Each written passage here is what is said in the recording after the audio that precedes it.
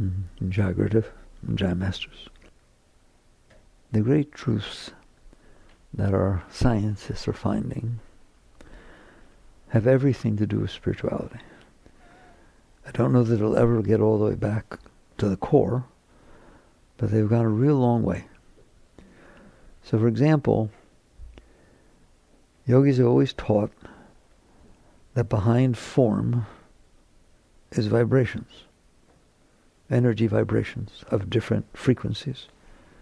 All form is just different vibrations or frequencies. Guess what science says now? Energy is matter and matter is energy. The difference is just a temporary state. That's what Einstein said. The formula E equals mc squared. We peaceniks think of atomic bombs. No, E equals mc squared means that behind all of form is energy. Not just behind it, the source of all form is energy. And it can be turned to energy by breaking up the matter, it turns back to energy. Or by coalescing the energy, it turns into matter. They're just different states. The same as if I have water, I'm a magician. I have water and I make it solid so I can walk on it. Just blow really cold air across it. Or I have water, I'll make it disappear. Just throw really hot air across it. Turns into steam, right? So ice is water, water is ice, steam is ice, steam is water, and the difference is just a temporary state. That's what Einstein said about matter, about your body, about the clouds, the sky, the bricks, the earth. It's just energy vibrating at a certain rate. So if it vibrates slow enough, then the magnetic fields can come into play, and they start to bind around each other, and therefore atoms get created, because electrons are attracted to neutrons, etc., and basically matter gets formed.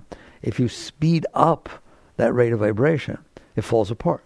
That's what they're doing when they shoot protons and neutrons at atoms, and they break apart and start atomic reactions. They're just changing the vibration rate. That's all you're doing when you heat water, turn it into steam. You're saying get hotter. When it gets hotter, the vibrations go faster, and then basically it changes its form. So behind all of form are just vibrations.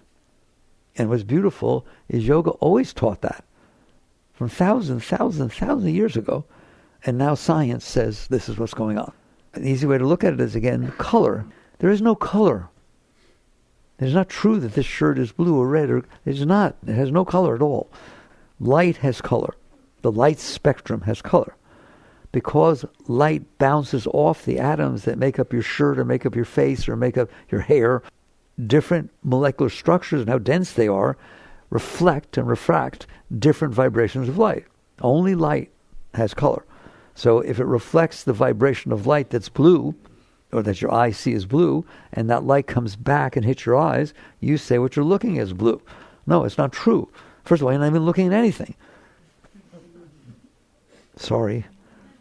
You've never looked at anything. You think you're looking... How many of you... Don't raise your hands. How many of you think you're looking out through your eyes? You're not looking out through your eyes. Light is bouncing off of atoms because it can't pass through if they're dense enough. Air, it can pass through. So you don't see air. It's there just like anything else. Same atoms, hydrogen, oxygen, nitrogen, right? But they're not bound together tight enough. So light goes right through them, photons go right through them. But if it hits your nose and your shirt and this and that, it can't make it through there. It's too dense. So therefore it's reflected back. That's what your eyes see. You don't look through your eyes. That light comes in through your eyes, which are sensors, just like a computer has sensors, auditory, visual. It comes in.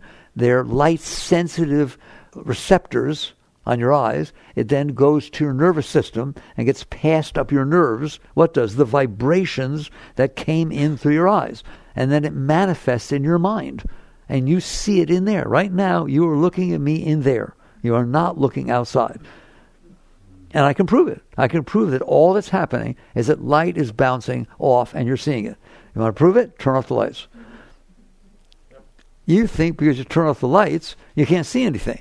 No, you never can see anything except that light, close your eyes.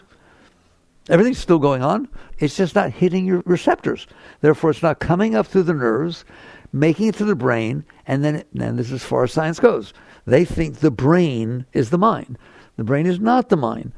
That's like saying, I have a CPU computer system, and all the input and output comes in through the CPU, and it does all this, and it renders all that, and therefore that's who's looking at itself. No, you're looking at that.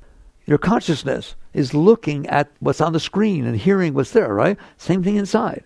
Your consciousness is receiving the messages that are being sent back through your five senses. And it renders in this thing called mind. And that's what I want to talk about. All right, so now we've all said it's vibration. So we talked about the light spectrum. Go study the light spectrum. First of all, it's not a light spectrum. It's called the electromagnetic light spectrum. And it has frequencies. And one frequency, well, first of all, let's start this way. The electromagnetic light spectrum that we now have figured out, because we have instruments that can go beyond our senses, is enormous. All right? The sensory part of that spectrum that you pick up is this big. Okay? And within that, depending on the frequencies, there's blue, red, Roy G. Biv. Who's ever remembers that from high school? Red, orange, yellow, green, blue, indigo, and violet. Did I get close? All right? That's what they taught you. It's spiritual. They're just telling you that within the spectrum that your eyes can pick up, infrared, ultraviolet, they're way behind you. You don't pick them up, okay? But within that spectrum, there are vibration rates in that tiny spectrum. It vibrates all the way from Roy G. Biv, from red to violet. Okay? Then it gets ultraviolet, but you don't see that. Okay? And it gets infrared, you don't see that. Isn't that neat? All right? Understand what they're teaching you. They're teaching you it isn't the way you see it is or you think it is.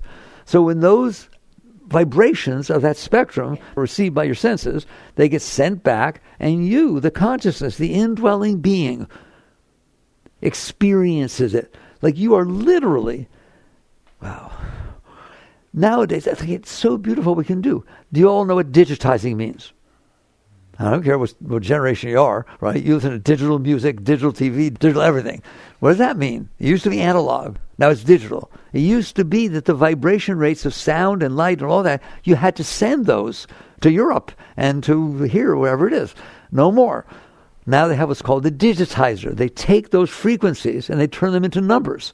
Why? The frequency can be missed. You know, it's pretty exact. How discrete can you be? If you turn it into a number, and you have a machine that says, oh, this is number 432, and just numbers it, and then the other machine knows how to de-encode the numbers, you don't get any errors. What do you think your nervous system is doing? What do you think your senses are doing? I am not literally taking you, because you're very big, and passing you through my eyeball, but yet I see you. That means that that light that it picked up, with all of its discreteness, it's not digitized, it's encoded by the sensors and then passed up the wires of the nervous system and then de-encoded by the mind. And so I literally see you exactly. That is far out, isn't it? Okay? The whole purpose of this is not physics lesson, okay? But you should get it anyways, right? It's just so we know where we're going. It's about vibrations. Okay? So those are vibrations. There it goes, all right? So it comes back and it renders in your mind. It does not stop with your brain. Most of the scientists, and I love them, bless them, think that's it. It gets to your brain, and very, very complicated neural pathways are what consciousness is. Then it comes back to the brain, and it's really the brain is looking at the brain when it receives these messages. It's not true. If you meditate, you understand it's not true. If you go anywhere inside, you know it's not true. All right? You are in there, and you are looking at what's being rendered. And you can do things with it. You can push it away. You can cling to it, can't you? When it gets in there as thoughts. So what? Okay, do it. So that's what physical form is. Physical form is not physical. There's nothing physical, period. There's no solidity. All right, what if I say that to you? Will you accept that? There's no solidity. You are not standing on anything solid. Your body's not solid. The floor is not solid. The earth is not solid. There's absolutely no solidity in any shape or form anywhere.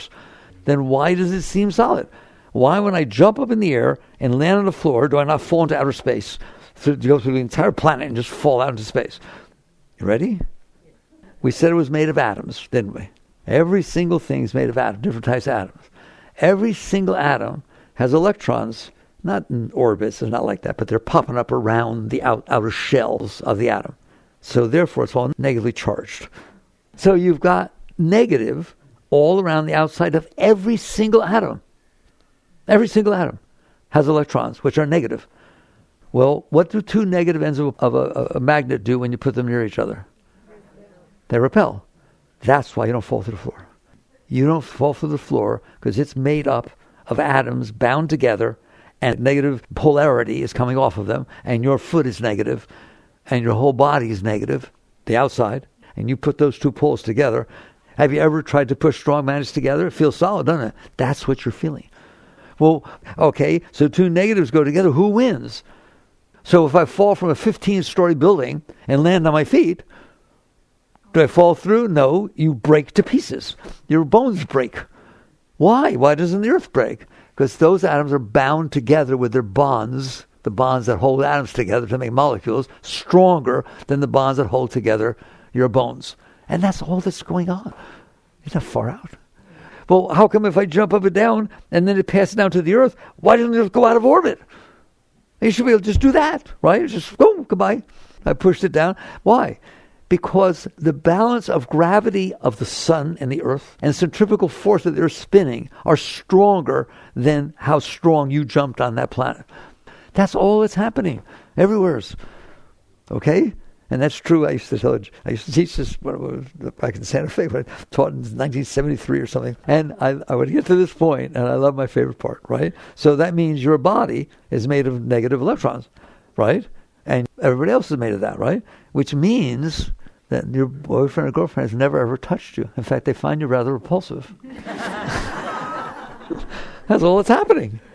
Well, why does it feel good? Because it repels, it pushes against the skin, which is negative, and it touches the nerves, which are receptive. And so it's not anything like you think it is it? Not even close. Okay, so now I've done the entire physical plane is nothing. And Einstein told you that, and he proved it over and over again. And all of physics understands it. There is nothing out there but energy. But what a dance God created. Why? Because that energy bonds together, because it's moving slowly and it makes atoms, it makes form. Your eyeballs are made of the same energy that receives. Flies don't see what you see. Spiders don't see what you see. And so it's just because your eyeballs happen to be bound together by atoms in such a way that when consciousness receives the message that comes in, it looks like this. Why is it spiritual? How can you have a problem? We'll discuss how you do in a minute. But how can you have a problem? There's nothing out there. When was the last time you stood before a periodic table and got upset?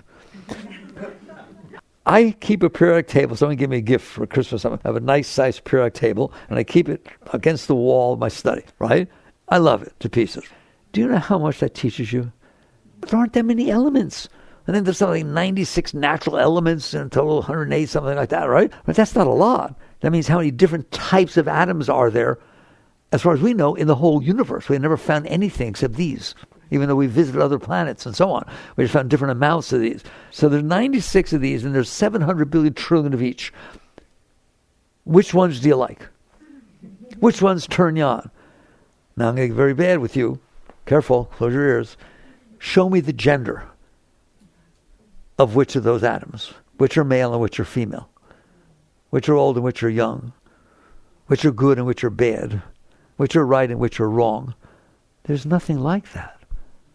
Do you understand that? We'll get why it seems like there is in a minute. There's just atoms bonding together, okay? And that's all that's going on. So basically, it says to you when you look at a periodic table is, what are you angsty about? What are you upset about? What is wrong? Because there's nothing wrong. There's nothing happening. There's just a bunch of atoms bonding together based on the laws of physics. And part of those atoms make up your eyeballs and your eardrums, and so you can see and hear good. Blessing. Wasn't that wonderful? You can hear those vibrations. But there's nothing going on there. And science has gone down way below the atom. You should understand that. That's what quantum physics is. We said the atom was made of electrons, neutrons, and protons. No, the atom may be made of electrons, neutrons, and protons. What are electrons, neutrons, and protons made of? It's not hard. You don't have to get down there to quantum physics. That's very, very hard. But to get the basic understanding of what they mean by quantum physics is very, very easy. It's just like electrons, neutrons, and protons. What are they made of? When they broke them, we now have built cyclotrons 27 miles long, right, over in Switzerland. CERN, a Large Hadron Collider, the LHC. And they take protons and they spin them around, or neutrons, so fast around this circuit that when they hit each other, they break. And for a billionth of a trillionth of a second, they can see what they're made of. And then they pull themselves back together. And they have found out that electrons, neutrons, and protons are made out of subatomic particles. That's what they're called. Quarks, leptons, and bosons. Well, that's really funny. What do they mean? Nothing. They're names they made up. They mean nothing. Like, I won't remember them, so I shouldn't even embarrass myself. But they named the quarks. There are like 8 quarks. One is called high, low, charm, strange. Those are their names. That's all 14 charm quarks. Anyways, net result is they broke into those pieces, and when they studied those pieces, what do they find out? They're just energy. They're not things. They're just energy. The properties of an energy wave popped out as a quark. And when it pops out, it interacts with others that popped out. And all of a sudden it makes a proton. For example, a proton. 2 up quarks and a down quark make a proton. 2 down quarks and an up quark make a neutron. So these things are popping out of an energy field and then interacting with each other because it made an energetic property. That's all that's happening. There's nothing here. There's just a quantum field of energy, which they say is omnipresent. I checked it again because I used this quote in the last talk. Quantum physics says that quantum field underneath is omnipresent. It's everywhere in the entire universe, all galaxies, everything pops out of those nothings. Oh, it sounds a little bit like manifest and unmanifest. Brahma's unmanifest. Wow, far out. Okay, so there's your physical plane. It doesn't exist. I hope you're having fun with it. There it is. Isn't it far out? The physics says so. Wow, I told you. Your physicists are your priests.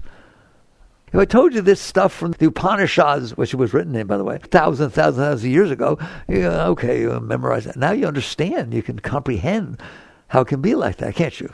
All right? So there it is. Now, those are all just vibrations of energy. Higher, lower, just like ice, water, steam, are all made of atoms, just vibrating in different rays. Colors, different rays of vibration. It's all about vibrations.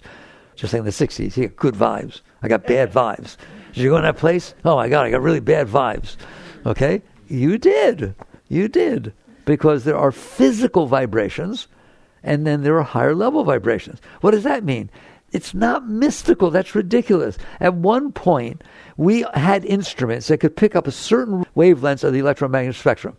Now we go way past that. Into, infrared and ultraviolet and all, right? Way past. We have instruments that can pick it up. Does that mean we redefine the physical plane? No. They're not weird. They don't say they're mystical. Oh my God. There's a thing called ultraviolet. It's mystical. Where did it come from? It's God's vibration, right? It's just a higher or lower vibration rate than what your senses can pick up. And then we developed instruments that could pick up what your senses can't. And now, believe me, they'll keep expanding them. And someday, they will get to your aura. Someday they will get to that there's an energy body, meaning vibrations that come off of you depending upon what your mind is thinking, depending on what you're feeling. And there is. If you walk into a house, someone's been arguing, it doesn't feel right. You understand that? If you're talking on the phone to somebody, and they're saying, yeah, I still love you. I just haven't, you can feel it's not. Can you talk on the phone to somebody and feel what's really going on? Yes or no? All right, but you got to be open. Otherwise, let's talk about this psychic stuff. To me, there's no psychic stuff. There's just vibrations. All right? If you are busy picking up you can't pick up anybody else. That's all. So if you're in there busy, I don't like what she said, I don't know this thing, I'm going to feel what she's doing. No, you won't. You'll feel what you're doing and project it onto her.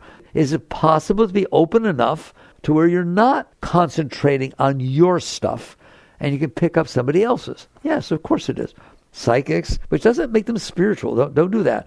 Like, there are people that have tremendous powers, psychic powers, that are not very nice and do terrible things with them. So don't equate the fact that somebody can pick up your vibration or read your thoughts or bend a spoon. Oh, let's follow him. He can bend a spoon, psychokinesis. By the time I'm done, you'll understand there's nothing to it. And don't even bother doing it. Okay? So now we have vibrations. The whole physical plane is vibrations. Just as there are these edge vibrations that your senses can't pick up, but science can, instruments can, there are higher vibrations than that. And that is what your thoughts are. And that is what your emotions are. They're not weird, and they're not yours. Everybody else's emotions are interacting with yours all the time. But your consciousness only focuses on that. What do you mean? We're going to go out to the field, And there's all kinds of things. There's grass and there's things and there's clouds and there's trees and there's wind or so on. But there's also a rattlesnake 3 feet away from you. Guess what? That's all you see. Isn't it? That's all you see. You don't see anything. Somebody says later, what was out there? A rattlesnake. No, there was one little thing that was out there. But can you get so fixated on your consciousness focusing on that one thing that there's nothing else? That's what you're doing with your emotions. That's what you're doing with your thoughts. And it's embarrassing, but let's be honest, you only care about your thoughts. Everybody else's are right there. Just like the whole field is there, not just the rattlesnake, but you are concentrating on your thoughts so much that you don't see anybody else's. So your thoughts and your emotions are just a higher vibration rate of energy. It's not weird. There's a thing called Kirlian photography that I used to know something about in the 70s that was developed in Russia. They've developed photography that can start to take pictures of an aura. And science has probably done much more than that by now. That was a long time ago. All right? And eventually they'll be able to do it. I'm old. I'm very glad I'm old. Because someday they will be able to have a machine that reads your thoughts. And they'll make laws about them. Won't they? Help. Okay? Let's hope it's a long time away, all right? And let's hope the laws they make is you're not allowed to do it. But if they do, someone will be doing it anyways. So basically, that's what I want to talk about, is it's all vibrations. It's just vibration of energy. What is a thought? A vibration of energy. It's just a vibration of energy. Can your thoughts be high and low? Can you have high thoughts, elevating thoughts that lift you up? Can you have really depressed, down thoughts that just to have them brings your energy level down? Because you're just dancing with energy. Everything's just dancing with energy. Then what the yogis focus on is not even that. That's why the great masters aren't into psychic powers in any way, shape, or form. Why? The question is, who is experiencing the energy? I don't care what your thoughts are. I love you to pieces. That's why I don't care what your thoughts are. But you understand me? I have terrible thoughts. I don't care. I have wonderful thoughts. If I have these wonderful thoughts, I feel so wonderful. I don't care. I care about who's experiencing the thoughts. Somebody is, aren't they? Somebody is aware. In fact, if you came to me and said, you don't understand, I'm having these terrible thoughts. Ever since such and such happened, then my wife left me, or this happened and my child died. I just have these terrible thoughts and these terrible dreams. I'm going to listen for a few minutes, and I'm going to ask you, how do you know? What do you mean, how do I know? How do you know that you're having those thoughts? I don't know you're having those thoughts. She don't know you're having those thoughts. How do you know you're having those thoughts? And eventually you yell at me really, really mad because I'm in here and I see them and I hear them. Who is in there? That's spiritual. That's the only thing that's spiritual. You understand that? The great ones will teach you that. Yes, there are vibrations that are higher than others. So what? That just means your consciousness is focusing on something higher. Who are you? Who are you that's experiencing the thought? Who are you that's experiencing the emotion? Oh, I felt such love. I felt such tremendous love. Who did? How do you know you felt love? How do you know you felt love until he or she said something you don't like and then you got really pissed off? How do you know? Is it the same you who felt the love and then felt the anger and the resentment and disappointment? It's the same you. There's only one of you in there. Were you in there yesterday? Were you in there yesterday? You in there who's watching your thoughts and feeling your emotions? Were you in there 5 days ago, 3 weeks ago, 2 years ago, 10 years ago? Were you in there? You were not having the same thoughts. You're not having the same emotions. But it's the same dude or dudess in there experiencing them. There is just one consciousness. That's what yoga is based on. Real yogas, not based on the quality of your thoughts or the quality of your emotions or what you look like or what clothes you wear or what you eat. It's who's in there aware of this. Somebody once asked Yogananda, fully enlightened master, I want to know God. Master, I want to know God. He just turned down nonchalantly and said, he dwells right behind your every thought. What dwells right behind your every thought? You who experienced the thought. If you weren't there, you don't know you had the thought. So you are there behind every thought. You are there behind every emotion. You are there being aware that you're depressed. You are not depressed. You are looking at something that's depressed.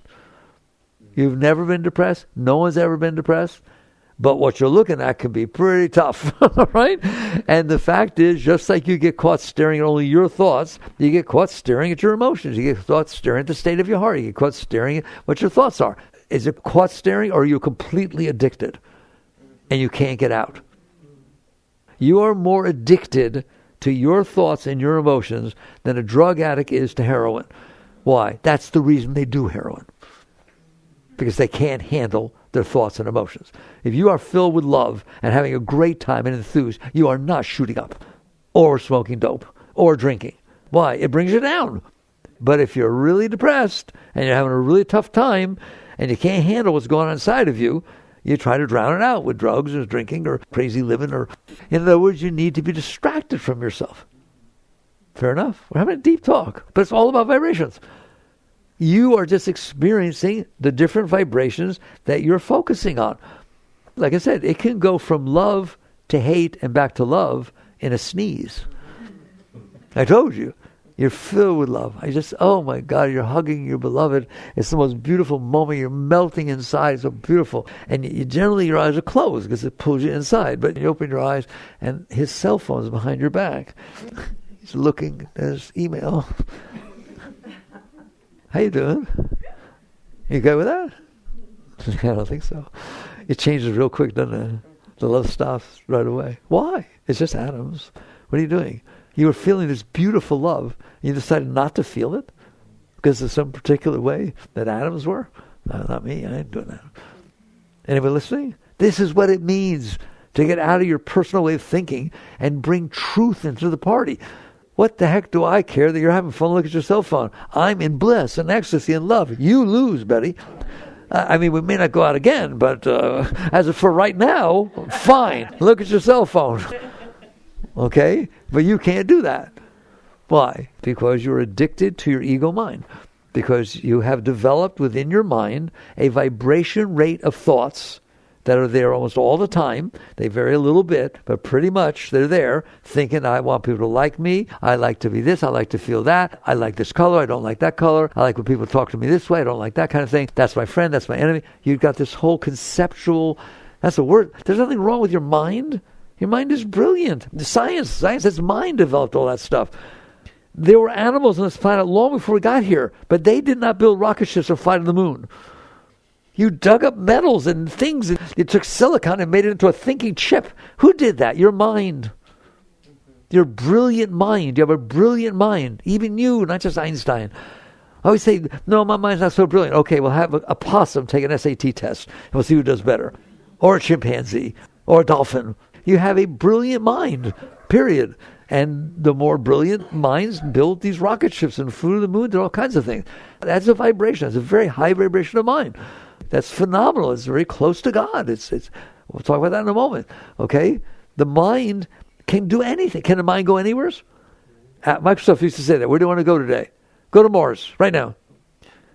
See a galaxy. Go there. Your mind can go anything. It has no physical limitations. But it has psychological limitations. Who put them there? You did. You said, I'm a girl of this age and people should treat me this way and not that way. And I'm not into male chauvinism. Don't you dare open that door for me. I can't open my own door. You just created a set of thoughts that you're locked in. They are your self-concept, your personality. And that means you're stuck in you. Who is? Consciousness. Consciousness is addicted to staring at you. Your consciousness, not his consciousness, his stares at him. Okay? And so that's what's going on in there. But they're just vibrations. They're low vibrations and high vibrations of thoughts and of emotions. Some of them are nice, some of them are not. Some of them feel good. So what? You're the one who feels it. If you say, oh, that felt good. Did it feel good to everybody? No. I'll tell you what. I'm going to take somebody who you love with all your heart and everything like that, and have them come up, put their arm around you, and give you a nice hug. Okay? How's that feel? Oh, that's good vibes. Now I'm going to take somebody that you have hated since kindergarten, right? You can't even stand them, and all of a sudden the person walks up to you, puts their arms around you, hugs you. How you doing? It's the same hug. Your psyche can't handle some and can handle others. So basically there are all these vibrations. That's how I want you to see it. All the way from form, all the way up through emotions, all the way up through thoughts are just different vibration rates of the same energy. God.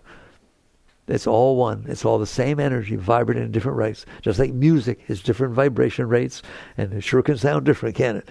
But it's the same A, B, C, D. Right? A few octaves and some sharps and flats. Well, it can sound different. This whole thing can feel very different to you inside. But what spirituality is about is only one thing ever, is consciousness. But that's not what this world's about. Very rarely, really, does this world. You went to school. How much did they teach you about consciousness? So now we have a basis point for talking about spirituality. It's all vibrations. So now let's talk about the relationship with those vibrations. If I'm in a room where there's crystals and I hit a tuning fork and the pitch is too high, what happens to the crystals? They break. Why? Because the pitch of that vibration, pitch is a vibration. Sound, light, they're all vibrations. The pitch of that vibration is higher in frequency than what that glass can vibrate at. For a while it can vibrate. You hear it, it goes, right? You got it? It's all vibrations. It's just vibration interacting with vibration, interacting with vibration. That's what your relationships are. That's what every single thing is.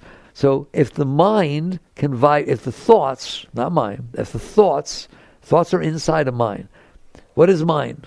I can't believe I'm trying to talk to you about this stuff. All right? We just said there was a quantum field. They see it as a physical. They say it's everywhere, but they're talking physical. The physical world, all right? But look at all the forms it can take. Look at every single thing it is.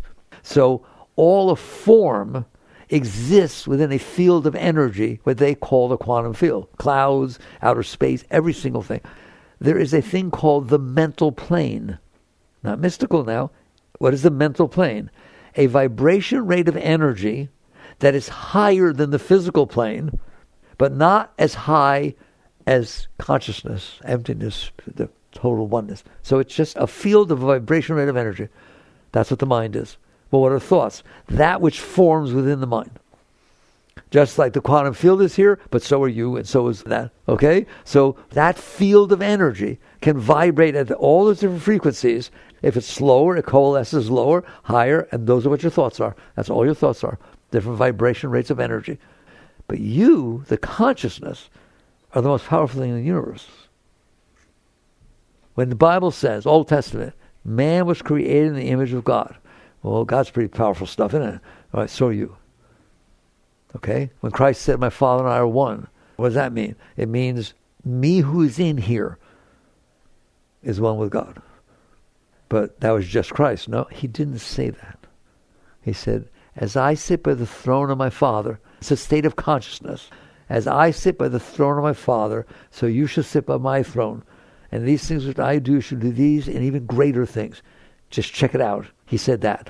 And by the way, when he was talking about you in there, who are you? He said the kingdom is within you.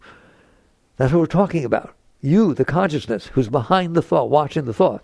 You're the highest thing over the face of the earth. You are where Buddha went. You are where Christ went. That is what enlightenment is.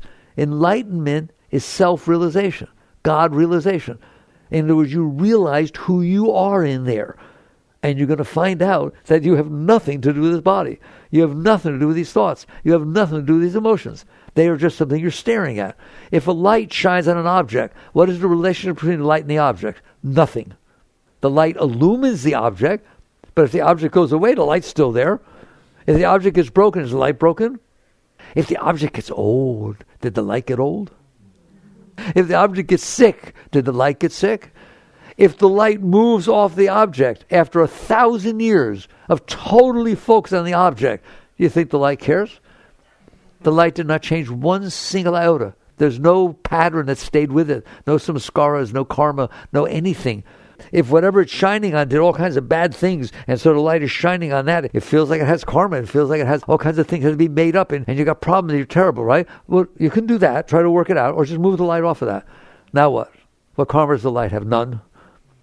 And that's what the great teachings are. The great masters taught at the moment of enlightenment, all karmic seeds are burned. They can't sprout. They have no meaning. That's why. Because what enlightenment means is you return to the source of consciousness. So you're not any longer looking at this thing that's got all these problems and issues and desires and fears and karma and all that kind of junk. That's who you are. You are the light of consciousness. What's its vibration? It's so funny. Two great masters, Meher Baba and Muktananda, wrote a book called The Everything and the Nothing. What is the vibration of consciousness? I just told you. That's where all the vibrations came from. That's the core primary vibration. All the rest, when it slowed down, became form and thoughts. It's the highest vibration. Oneness. That's all there is that. in which case there's no differentiation, there's no duality, so there's no vibration. So it's everything and nothing. That's what God is, everything and nothing. Just try to imagine. It all comes from consciousness. Consciousness is one. It's everything. It's the beginning. Someone once asked Meher Baba, fully enlightened master, who are you? Because they know you can feel his energy. You can feel the master when you're around him or her. Okay? Who are you? I love what he said. I was in the beginning before all else was created. I will be in the end after all else falls away. There was never a time I was not. There will never be a time I will not be. That's an enlightened being. Don't hang out with people who say, oh, but I had this experience. I saw Buddha and Christ walking together 4 years ago. And I've talked about it ever since. Well, you're not enlightened. I'm glad you had that experience. That's very nice. But guess who saw that experience? I told you this once. If Christ and Buddha and Krishna in glows of angels playing trumpets came down together, you who saw it is higher than what you saw. Of what meaning is that vision if nobody sees it? Nothing. Of what meaning is consciousness if it's not seeing that? Everything. You're a conscious being. You're the one who experiences everything. You're the highest thing that ever was. That's Muktananda Baba. Meditate on the self. Honor and worship your own being. For God dwells within you as you. That's what all the great mantras, Soham, Aham Brahmasmi, I am He, I am Brahma, I am Shiva, Shivoham, all the great ones. Those are the highest mantras that can be used, where you're in there affirming who you are. You're not a girl or a boy or somebody who believes this and doesn't believe that. It's fine. Yes, you can shine on that kind of an object, but you're the one who's shining on it. You're the consciousness. So we were talking about vibrations. I skipped ahead really fast, okay? Consciousness is the highest vibration there is. It is both manifest and unmanifest. What do you mean? The quantum field is unmanifest, but all the manifestation came out of it, but just because it's manifest, it's still unmanifest. Does anybody understand, or am I getting weird on you? All right? If you want to get it right, watch this. I used to do this.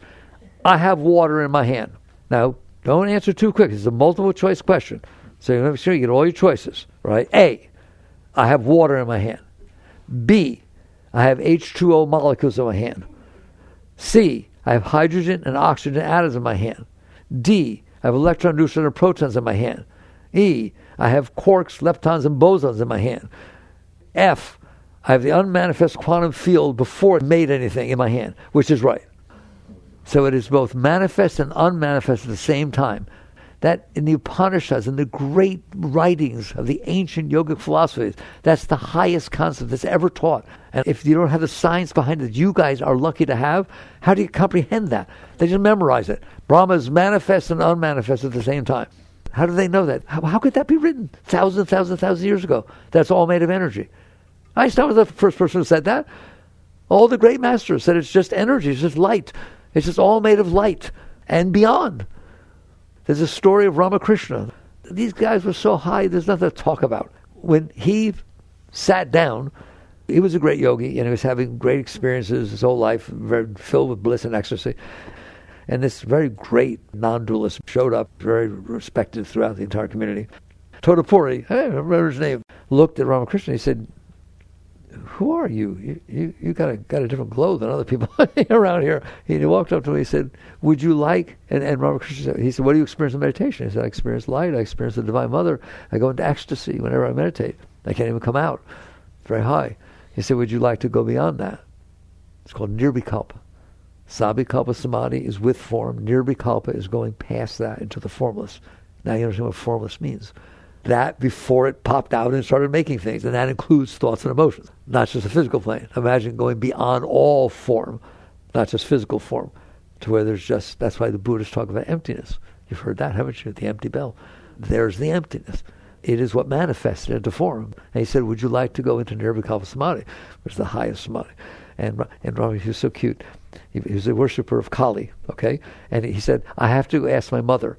So he ran down to the temple. He said, "Mommy, can I go play in nirvikalpa?" All right, something like that. And he came back and said, "Oh, she said I could," right? So that story's literally like that. He was a crazy one. So Todapuri takes him down to this hut in the middle of nowhere, right, at the edge of the ashram. And he says, "Sit down there, and I want you to take your attention and put the point between your eyebrows. You're a very high being. You have a lot of attention. You've been meditating for years. Take all your attention, put the point between your eyebrows, and don't ever take it off." So, okay, he's like a little boy. He was like a little boy. So he sat down and he started, doing this thing, right? And all of a sudden, Ramakrishna starts going, oh, Ma, oh, Ma, Ma. And he slaps him and says, what are you doing? I told you to put your attention to point between your eyebrows. He said, I did. And then Mother came. There's just pure light and ecstasy and love that overflowed my whole being. She blinded me. I couldn't see anything. Not bad, eh? All right? He got yelled at for doing that. He said, I told you, you took your attention off the point between your eyebrows to go to that? And the story is, and Ramakrishna told the story, that Todapuri picked up a piece of glass that was broken on the side of the hut, and he just dug it a little bit into Ramakrishna's third eye. And he said, does that hurt? He said, yeah. He said, don't take your attention off of that. Focus on that. And it happened a couple of times, and all of a sudden, Ramakrishna went bye-bye. Into the nothing. Into the unmanifest. That's how yogi know these things. Why? It's all made of consciousness. So are you. But you're busy looking at form. Whether it be your emotions, those are form. There's form at very high vibration. Or your thoughts. Those are forms that are very high vibration. And then this form, right? If your consciousness stopped looking at that, it would know who it was. Why? Because it is that all the time. You are all the time consciousness looking at thoughts, emotions, and physical form. How to get off, that's a different issue. We could talk about that. Right? But at least I want you to understand who you are. You're the highest thing above the face of the earth. When Christ said, my Father and I are one, that's you. That is because your consciousness, if a yogi meditates deep enough, few, rare, don't let them all tell you they're enlightened, they're not. All right? But the great ones, the Sadgurus, the great ones, went far enough back to where the only thing they were conscious of was consciousness itself, not an object of consciousness. See the difference? What if the light, instead of shining at something older, something younger, something female, or something male, realized it was light? It was a realized light. It knew, oh my God, I'm the light itself. There. You're conscious of being conscious. That's not even high enough. It's rare to get to that state. Now what? Where did consciousness come from? Now it's conscious of being consciousness. What is the source of consciousness? And that's when they merge. When you find your way back to the source of consciousness, there's nothing. It's unmanifest. And then it goes from electrons and protons to atoms to water. But notice that I love that you can understand it. It is both manifest and water is both manifest and unmanifest at the same time, isn't it? It's not like I was unmanifest and now I became manifest. Is it not electron, neutron, and protons at the same time there's water? All right? And the quantum field. I always wanted to talk to you at that level. So at least you get conceptually. They always say the mind can't understand God. You got just that close. Right? Not there. But at least conceptually, you can understand. So something can be manifest and unmanifest at the same time. That's what God is. That's why it's all God. That's why Christ said, not a leaf moves on a tree that God doesn't know it. Not a hair moves on your head. Because he is the leaf and he is the hair. There's nothing but God going on. It is just a manifestation of consciousness vibrating at different levels. If you understand that, that is the beginning and end of all yogic philosophy.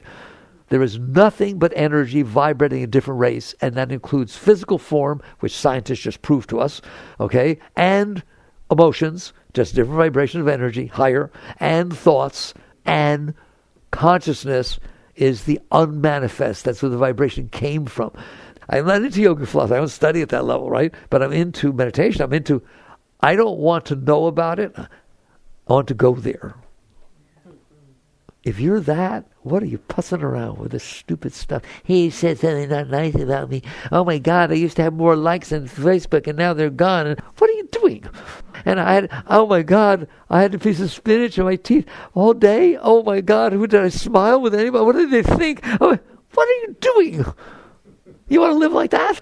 That's just the divine consciousness being caught in a piece of spinach in a tooth that doesn't exist. It's not even there. There's no spinach. Okay? That's what it means to work on yourself spiritually. And you get down to understand that the consciousness is the source. That's, as I said, how did yogis know it was all light? That it was all made of light back thousands of years ago? Because they returned to the seat of consciousness. And they were the Yogananda, when Yukteswar touched Yogananda, you read it in our biography, there's a chapter called My Experience in Cosmic Consciousness. When he had his first experience, he went out and he said, my body was now the galaxies. I was expanding, my being was expanding at the speed of light in all directions at once. Because that's who you are. You're everything. So are you willing to work your way back? So now we've got vibrations as everything. Now you have a choice. Energy has strength. Lower vibrations have less power. Higher vibrations have more and more power. Okay? Have you noticed that if you're sick, your thoughts are of a lower level? Have you noticed that if you're healthy and you feel vibrant, that the thoughts and the emotions tend to be higher? It doesn't just go in one direction, that if you have bad thoughts, you don't feel good, right? You don't feel good because you're staring at bad thoughts. You're staring at low vibration energies. So maybe the answer isn't figuring out how to not have bad thoughts or how to not have bad emotions. It's how to learn to raise the energy level. If you raise the energy, all right, have you ever been in a bad mood and done hatha yoga and felt better when you got up? Or meditated, or did mantra, or did something? I told you a story. I got some nice friends, okay? This is a very high being I love a great deal. And he's very high. And he used to take me in the early days, when he wanted to go on vacations. He wanted me to go. And I was driving with him in a car, just the two of us. And he had a lot of energy. He's a great yogi. And the energy in the room, the car, I couldn't even stay awake. It just got so low. I just felt, it was like, oh, I got drained, all right? And I look at him over there, and he's yawning a little bit, right? And that's how strong his energy, you know that, you've got that, how strong his energy was. All of a sudden, he did alternate nostril breathing, all right? Twice. The energy in the car went through the freaking roof. I couldn't even see straight. I couldn't pull myself out of meditation. 2 breaths. Right, that's yoga. Instead of working with this or that or the different vibration of everything else, you work with the energy level that you're working with, and the thoughts change instantaneously. Can't they change? You're in a bad mood, and all of a sudden somebody you love shows up. Boom! You hear me? You don't have to manipulate form to make it be the way you want to be okay. You are in there. You can work with your energy directly. That's what all of yoga is. The asanas do that. They release energies and you can feel more balanced and centered. The chakras are about your energies. The mantras are about moving your mind. What is a mantra? It's not a weird thing. It's about saying, if I put my consciousness on something high, such as God's name, or I can handle this, I can handle this, I can handle this. All right? Imagine if you say, I can't handle this, I can't believe what you said. And there's this mantra going on behind that you trained yourself on the other layer of your mind that says, I can handle this. Now you got to decide who you want to hang out with. The lower energy, the higher. It's your choice. You have the right. And you start working with higher vibrations of energy. Not things that are higher. You have the right to change your vibration rate. You will reach a state, every one of you, if you work with yourselves enough, where you move your hand across your heart, love will come pouring out of that chakra, or any other chakra that you pass your hand across. Shakti comes flying out of those centers. That's who you are. You don't need people to say things or do things or get things or win things or lose things. No, you're a great being of energy. That's who you are. And you can work with higher vibrations of energy by raising your energy. That's what that's all about. That's what I wanted to talk about. You now see it's all vibrations. You are the highest vibration there is. Your consciousness made everything. But the trouble is you're fixated on staring at this lower manifestation of vibration. And then you say, I'm not happy. I don't know why. I never did good in school until I got to college. I did very well after college. But in lower grades, I did not do well. But I loved, like in 5th or 6th grade, I was a terrible student. But I loved dissecting sentences. That's amazing. Look back now. You know, you draw them with an adjective and this. Okay, right? I'm not happy. Let's just take that sentence. It uses the verb to be. You know what the verb to be is? That's a very sacred verb. You have to define who you are. I am not happy. That's who you are. Not happy? No. You are the consciousness of God staring at not happy. But you said, I am not happy. Like affirmation? You all know about affirmation. That's an affirmation. That's who I am. I'm not happy. Well, then you can't be happy because you just said you're not happy. That's not who you are. More right to sit there and say, right now, I'm feeling not happy. Not I am not happy. I'm mad. I'm angry. I'm hungry. Look what you're defining yourself as. A stupid human. You're defining yourself at what you're looking at. Well, how can you ever be free? Haven't you ever find out who you are? Now you understand why you do spiritual techniques. I don't want you just doing them. He told me to. Maybe I'll be happier. I'm not happy. Maybe I'll be happy. You got it all wrong, right? I am in a state of ecstasy, and I'm stupid enough to stare at something that's not. I hope you hear some of it, all right? In the great yoga teachings, you know what they call the soul, the self? Atman, Satchidananda. You know what they call God? Satchidananda. What is Satchidananda? Eternal conscious ecstasy. That's the nature of your being. You are right now eternal conscious ecstasy. Well, why don't I feel it? Because you're looking away from it. You're looking out at something else. If I stare at a picture, I don't feel anything else. All right? That's how free you can be. We just have to decide, do I want to stare at this vibration of energy that's rather low, or do I want to learn how to not? And that's what spirituality is about. To learn how to not stare at what you're not. But how do I know who I am? You don't, but you know what you're not. Well, if the voice is talking and saying, I should do this, I shouldn't do this, I like this, I don't like that, what should I listen to? Nothing. None of them are you. They're things you're looking at, the things you're listening to.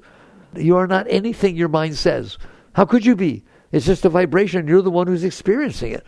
You're the highest experiencer they could possibly be. That's what it is. So you work on learning how to not stare at yourself. Not renouncing. You just learn to not stare at yourself. Yukteswar, Yogananda's guru, said the following: an ignored guest quickly leaves. These are like koans. What does that mean? An ignored guest quickly leaves. It means if you don't pay attention to your mind, it's going to stop talking. You're in there thrashing into the stupid thing, and now the water is flying all over the place. Learn, that's what meditation is. Learn to take a step back. Notice that your mind's crazy, your mind's nuts. Then why stare at it? Why? That's the stupidest place in the world to stare at. But you have to learn how to get it off. And that's where the teachings come in. I will give you teachings. They're in the books. They're everywhere. It's certainly in my books and others also. Here's a clue. If you can't handle this raining out, then you will not be handle anything else.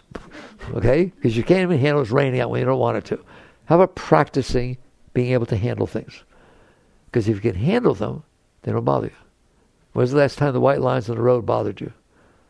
When was the last time a cloud passing by bothered you? It doesn't. Well, everything is that. Your thoughts are that. So just start practicing, accepting, honoring, respecting that things exist. There's a car in front of me driving slower than I want to go. Can you be okay with that? Because if you can't, you're going to focus on it. The person driving 15 miles an hour below the speed limit in front of me is not having a problem with how they're driving. How do I know? I know because that's how they're driving. Understand that? The person who didn't use their blinker, or the one who turned it on 17 blocks before they turned, did not have a problem with that. Didn't they notice click, click, click, click for 17 freaking blocks? Or the one I like the most is the one who turns to the left turn lane, and when they're just about ready to turn, they put their blinker on. What good did that do? You're supposed to let people know what you're going to do here, right? So all these things go on. They don't have a problem with it. Why do you? And you start working with yourself. You start sitting there saying, I can handle this. You relax through it. That's what you do. And if you do that, now you've been able to handle vibrations of energy. That's all they are. Vibrations of energy that you weren't able to handle before. Again, when I did my interview with the new book, Living Untethered with Oprah, she picked out the very important line in the book. The moment in front of you is not bothering you. You are bothering yourself about the moment in front of you. It's just an event that's happening in the universe. There's billions of them going on. Why did you decide to let that one bother you? Because your mind did that. And now it's bothering you for the rest of the day. You didn't use this blinker. Can't believe you didn't use the blinker. So you start relaxing through this. Just the tiny little ones. Learn to relax. Why? Because then they won't distract your consciousness. And then another one will come, and another, bigger and bigger. And eventually, you will never lose your seat of consciousness, ever. You'll be in there, and you'll notice, oh, look at that thing going on down there. But it won't pull you into it. And then all of a sudden, the energy will start going up instead of down. Now the energy pulls your consciousness down toward it. When you're able to handle things and it doesn't have that influence on you, you're going to find out the energy goes up instead of down. And it starts pulling you inside. You're driving, you pull inside. You're watching TV, you pull inside. And meditation becomes a spontaneous thing. You can't even stop yourself. You're just always having this upward flow of energy that's lifting you. That's what Christ meant. My man does not live by bread alone, but by every word that leaveth the mouth of God. That's the energy from inside. You're not just living on the outer energy. And it's going to lift you up. And then it goes higher and higher. And eventually it gets higher and higher. And eventually it becomes the meaning of your life. Thou shalt love the Lord thy God with all thy heart, with all thy soul, all that. Well, you do. It's the most beautiful vibration you'll ever experience. And it pulls you further in. Then your consciousness starts paying attention to that. And now you're on the ascent. And you will go up. It will take you up. You don't have to do anything. All right. We've run out of time. Otherwise, I would just sit here, talk to you for the rest of your life and never let you go back out there. Oh, Jagradav.